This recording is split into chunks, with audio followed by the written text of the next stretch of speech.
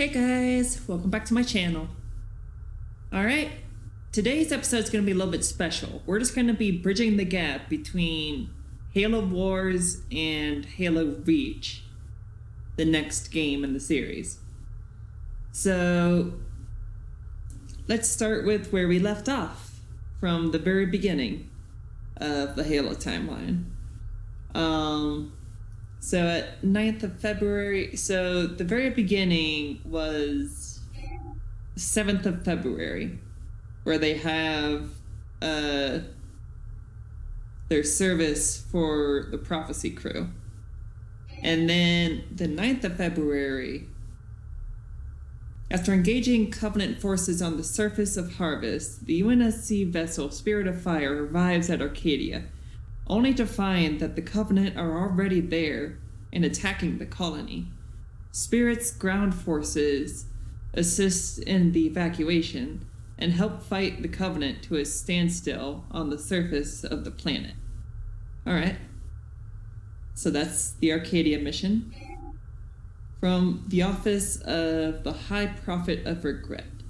Arbiter, you are the hand of the Covenant, my hand. You know what must be done. Return to the surface and capture the human female, the one who managed to make fools of us on Harvest. She is the key to unlocking the secrets of the Ancients. So that's the order to go capture Anders.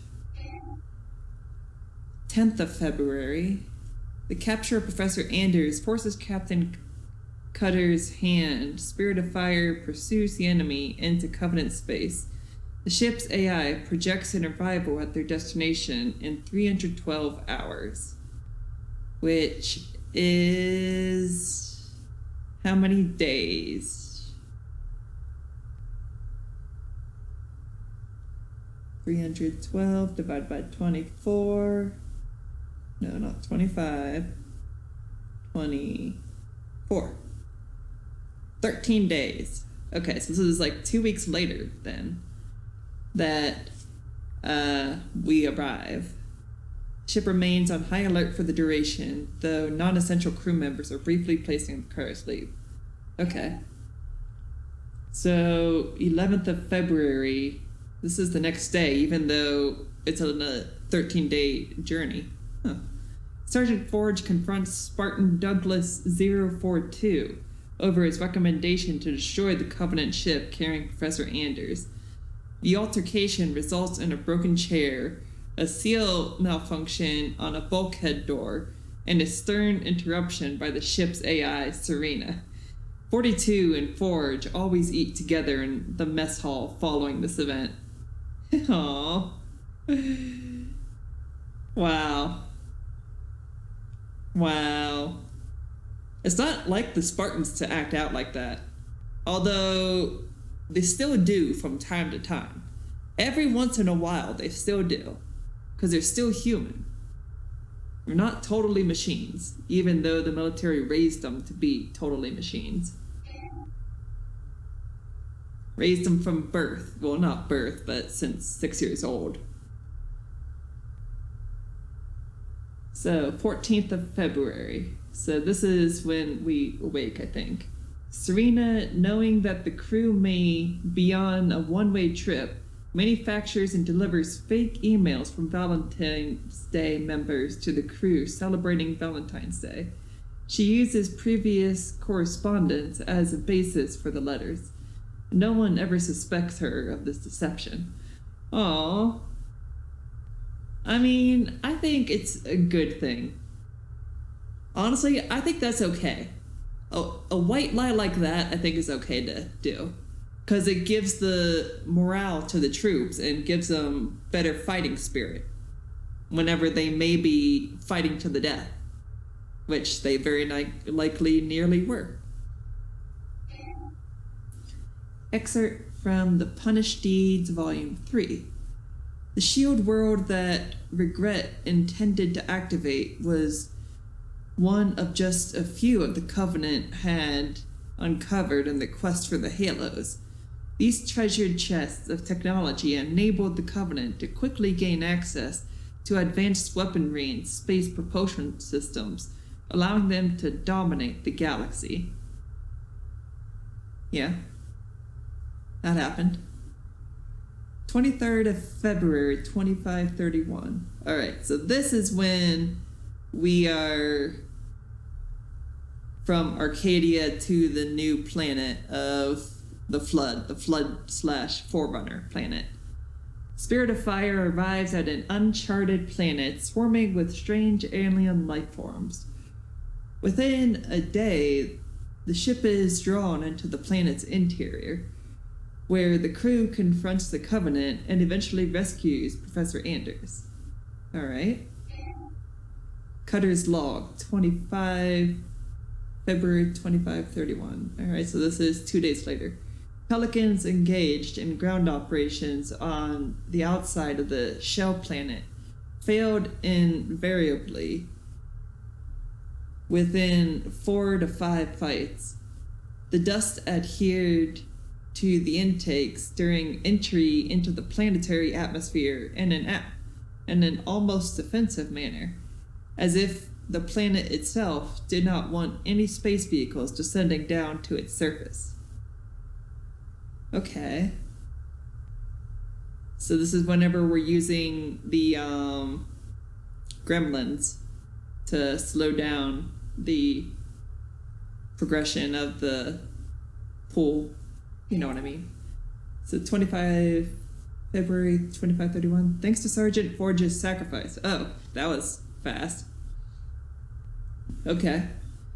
Thanks to Sergeant Forge's sacrifice, Spirit of Fire escapes from the Forerunner shield world. Spirit of Fire sets a course for home as the majority of the crew prepares to enter cryosleep for a journey that will take years, if not decades. So that's where we leave off. And now on to the future. Chief Medical Officer O'Neill's log, 26th of February.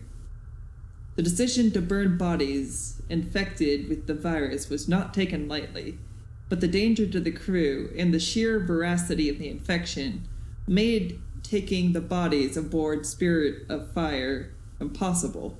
Study of the virus and its effects also seem unwise given that we are not equipped with any quarantine labs or have the faintest idea how the virus spreads.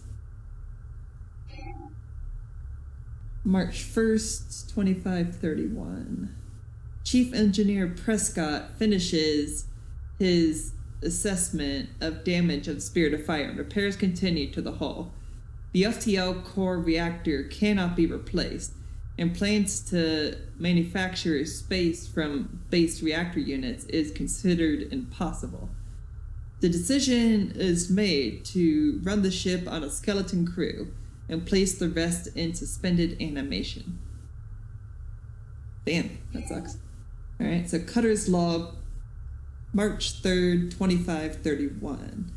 Professor Anders' captivity by the Covenant has made her the longest known POW in the war so far. She has not sought counseling or talked much about her time in captivity, but one can only begin to guess at the nightmares she went through during that terrible time. Yeah, she did not look like she was doing too well whenever we saw her in captivity. Anders' log, 4th of March, 2531.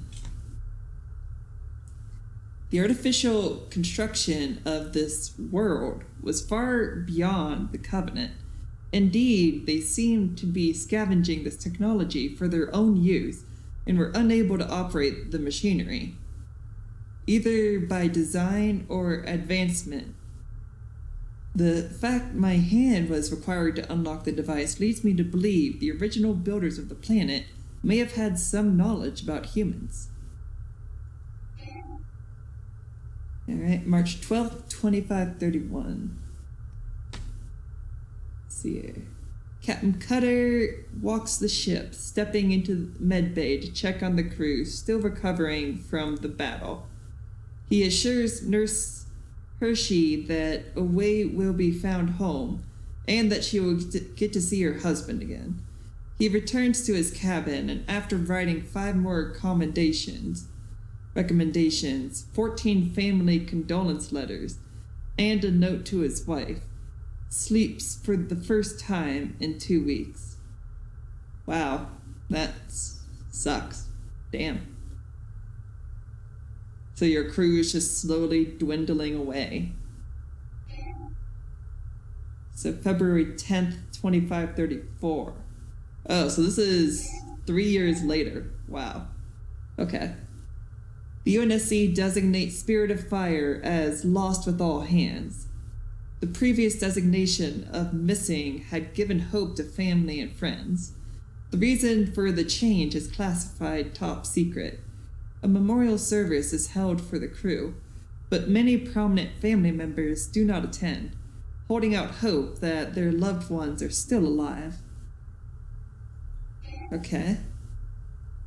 And then June 1st, 2536, so this is 2 years later, the siege of the inner colonies begins as Covenant forces swarm into human-controlled space. For several years, the war falls into a pattern. Humans win isolated battles, typically during ground operations, but at a horrible cost. One by one, the colonies fall. Yeah, and also the Spartans eventually meet Sergeant Johnson, who is in all the Halo 1, 2, and 3 games. So he meets Sergeant Johnson on a covert mission around this time period.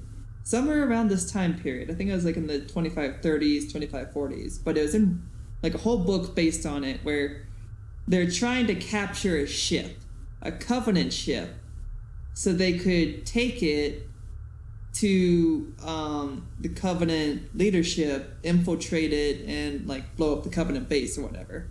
I can't exactly remember all the details. It wasn't that really important of a book. It was just kind of like a little side story thing, but it was all right. And it was about how Sergeant Johnson and the Spartans met and how he gained the Spartans' respect. Because the Spartans had training, but they didn't have experience. And Sergeant Johnson was a part of the Spartan 1 program. I forget what it's called, but it was for the trebuchet operation, and it failed miserably. He was one of the few, remaining members that survived or something. So he also has respect for the Spartans from that as well. So he has a lot of the best training as well. So yeah. So that's another little side story that happened in there, is they kept trying to capture a Covenant ship to use against the Covenant, and they couldn't. Oh, and also the outer planets, that they were trying to strike a deal with the Covenant.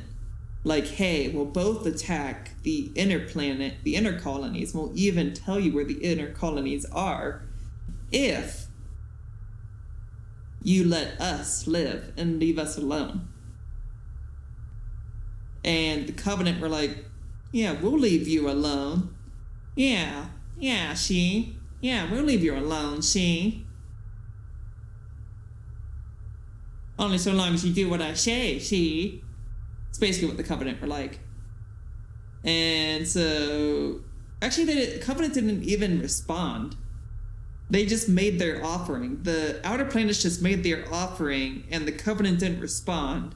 And the outer planets attacked the UNSC anyways during one of the raids, and that got some of the Spartans killed because the dumbass humans thought they could get the Covenant to side with them, but they couldn't. So they all died after they realized the Covenant were not on their side, that they were just a nuisance and cannon fodder, basically. So yeah, that happened. And then it ends with Sergeant Johnson getting respect of the Spartans, and then vice versa. Alright, so Next up would be September 9th of 2549. The second fall of Arcadia. The Covenant left Arcadia alone after their first attack on the planet in 2531, but the humans mostly abandoned it, leaving the capital city, Perth, to nature. Eventually, a small rural farming community started, Baskun, a rich farmland area on the continent of Mu. Although mostly lawless, the area provided much-needed food supplies to the UNSC until the planet was attacked again by the Covenant in the fall of 2549. All right, so I don't know that story. I'm sure that's something. Edict of the Office of the High Prophet of Truth. It is known that there is delay installing luminaries upon newly constructed vessels of war. So luminaries are the things that are talking about at the very beginning in the first half of this timeline. The Covenant used luminaries to find Forerunner artifacts. And that's how they detect, like, these humans have all these Forerunner artifacts, of course, because these luminaries are showing all these dots on all these human ships. But the humans, like, are basically Forerunners, kind of, sort of, but not really.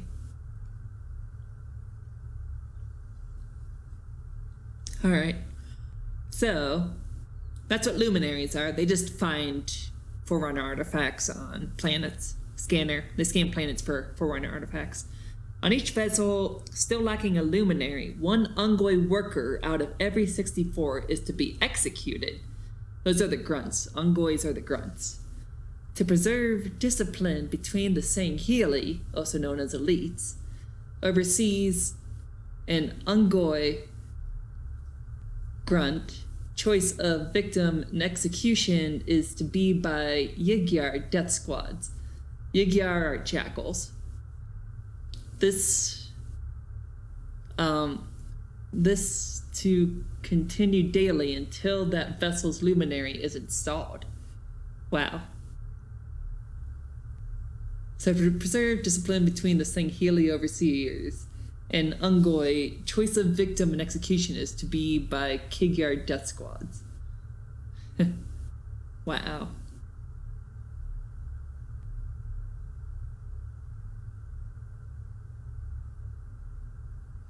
Yeah, the Covenant don't care about the grunts at all. Especially after they tried to rebel. The grunt rebellions, the Ungoi rebellions, kind of put them pretty bottom class. But they were already bottom class anyways. They're cannon fodder. They're just cannon fodder. Because they breed like mice.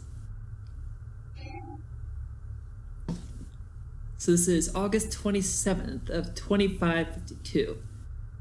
25 of the 28 surviving Spartan 2s, including Spartan 117, are recalled to Reach to brief on the Covenant threat and to receive their new orders. Board a damaged Covenant vessel. Use a mission specialist to crack the Covenant computer system and locate the Covenant homeworld. Once accomplished, a covert team will be dispatched to the covert to capture the Covenant leadership and broker a truce by force. Despite recent successes, the human military is being systematically slaughtered, and this may be the only chance for survival. So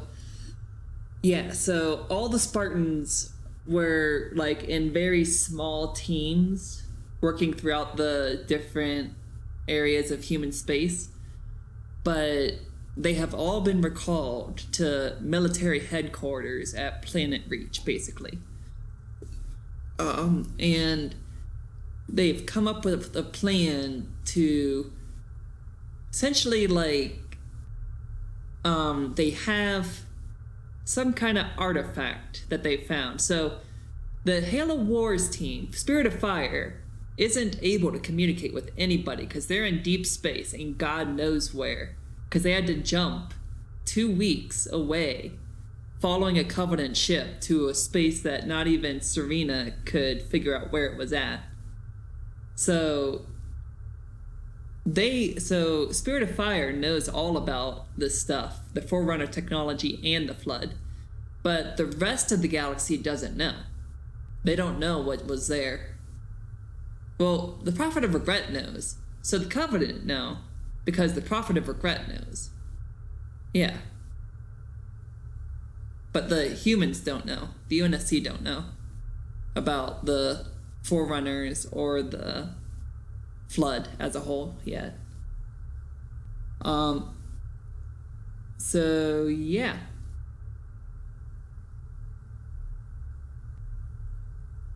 So in this plan, they plan to use a Forerunner artifact that they find somewhere on planet Reach that gives them coordinates to possibly where the Covenant home planet is. So that's why all the Spartans are being recalled, is to basically prepare for this mission to save humanity, to take out the Covenant hierarchy and force them into a treaty of surrender.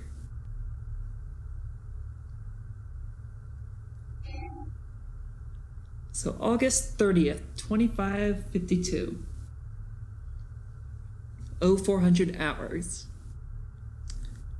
Reach, the home of Oni's castle facility and the Spartan 2 project, is attacked by an overwhelming Covenant force.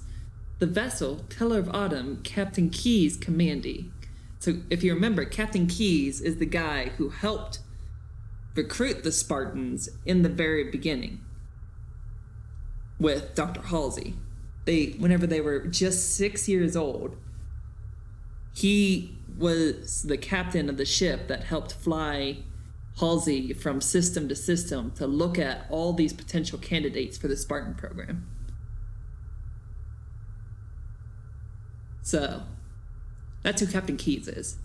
And he's also in Halo 1. Transports Spartans into battle, hoping to seize a Covenant vessel. Though the Covenant are prevented from learning Earth's location, most of the Spartans fall in battle and Reach is lost. Yeah. We're about to find out. So, August 30th, 2552, 0500 hours. Pillar of Autumn, commanded by Captain Keyes, flees Reach with Covenant ships in pursuit. The ship is heavily damaged, but manages to drop into slip space and escape. Pillar of Autumn carries the only Spartan thought to have survived the engagement on Reach. Which also isn't true, but you'll find out later why. It's okay. These are the last two, huh? Edict of the Office of the High Prophet of Truth. Hear now all personnel to spend today's second rest period in attentive watchfulness before display monitors. All display monitors to display the humbling and punishment of the Sangheli Supreme Commander of the Fleet of Particular Justice for failure, cowardice, and lack of faith. Edict of the Office of High Prophet of Truth. In recognition for the virtue of the Jirvalhani, which are the brutes, it is ordered that the Sangheli aboard the fleet profound solitude, the fleet of tranquil composure, and the fleet of inner knowledge to be completely replaced by Jirvalhani, each removed, Sangheli to be assigned other duties. In celebration, all imprisoned or criminal Jirvalhani to be released, rehabilitated, and pardoned. And that's the beginning of Halo 2. But we'll get to those later. Alright, so there you guys go. A nice little synopsis of what happens between now and the fall of Reach. Or does Reach fall? Who knows? We'll have to find out. Maybe it does, maybe it doesn't. Seriously though, Halo Reach, I think, is my favorite story of all the games so far. So yeah, that'll be great. So I'll still play some skirmish matches to see what the Covenant side is like, you know how it goes.